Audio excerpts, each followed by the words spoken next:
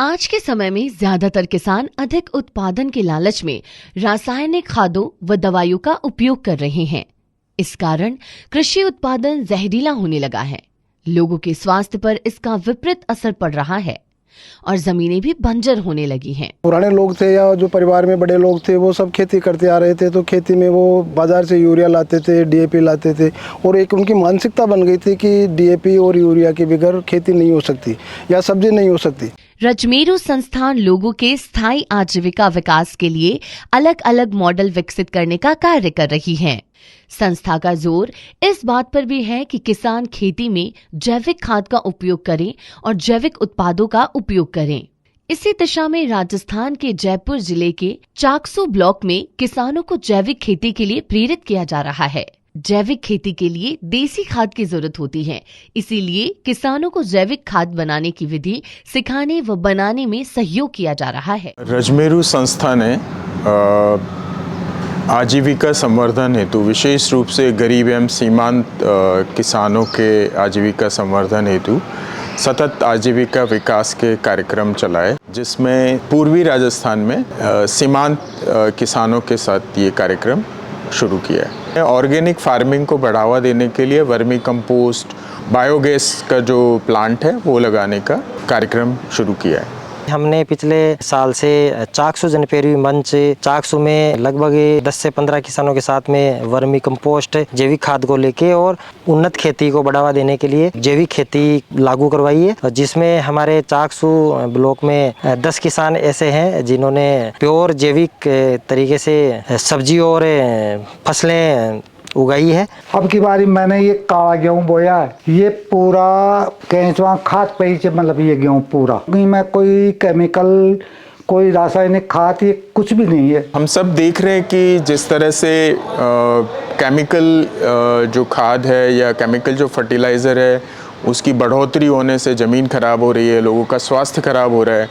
तो जब तक हम इसको हमारी जो पुरातन पद्धति है उससे वापस नहीं जोड़ें, ऑर्गेनिक से नहीं जोड़ेंगे, देसी खाद से नहीं जोड़ेंगे, चाहे वो केचुए से बने, चाहे सामान्य जो प्रक्रिया है देसी खाद बनाने की उससे उसका उत्पादन हो।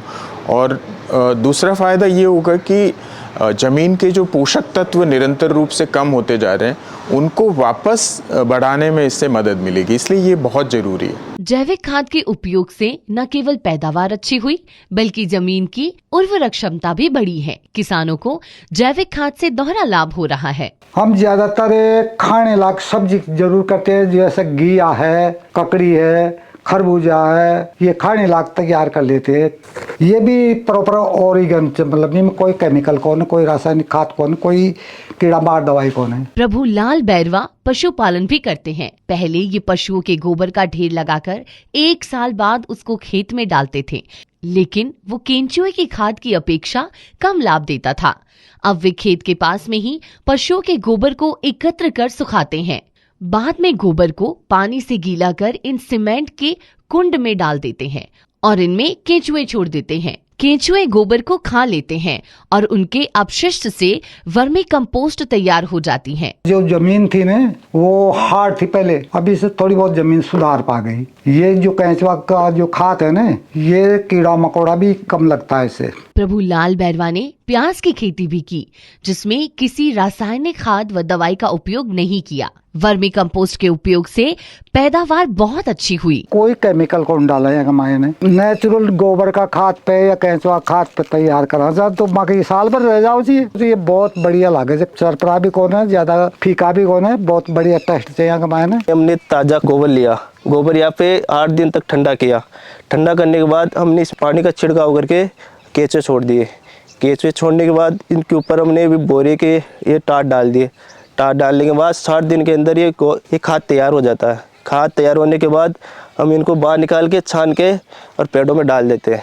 पेड़ में रौनक आ जाती है और पेड़ अच्छे फल देते हैं। हम ऑर्गेनिक खेती कर रहे हैं, उसमें ये सब्जी लगा रखी है हमने। इसमें टमाटर है, मिर्ची है, बैंगन है, भिंडी है और गंवार है और ये सौंफ है, जो सौंफ अभी तैयार हो करके हमने निकाल ली है। काकड़ी है, तरबूज है, खरबूजे हैं, ये सारी सब्जियां हमने यहाँ पर पूरी ऑर्गेनिक कर रखी है। पहले ये भी अपने खेत में रासायनिक खादों का उपयोग कर रहे थे। संस्था की तरफ से हमें वर्मी कंपोस्ट की ट्रेनिंग मिली है और ट्रेनिंग के बाद में हमने वर्मी शुरू किया है। अभी मैंने 5 या 7 बीघा में पूरा ऑर्गेनिक शुरू किया है और इस सब्जी में सारा में हम वर्मी कंपोस्ट दे रहे हैं। तो उसका परिणाम ये निकला कि अभी 1 महीने के टमाटर लगाए हुए हैं, इसमें टमाटर आ रहे हैं। रजमेरो संस्था से प्रशिक्षण मिला और वर्मी कंपोस्ट बनाने में सहयोग मिला तो ये जागरूक होकर जैविक खेती करने लगे। जैविक खेती करने से इन किसानों को जैविक उत्पाद मिल रहे हैं। अधिक उत्पादन को ये बाजार में बेचकर मुनाफा कमा रहे हैं। देखिए, कुछ तो हम हमारे घर पे काम में ले लेते हैं, उसके बाद में हमारा जयपुर में एक मार्केट है, शनिवार और बुधवार को 2 बार वहाँ हमारा मार्केट लगता है विनोबा ज्ञान मंदिर में,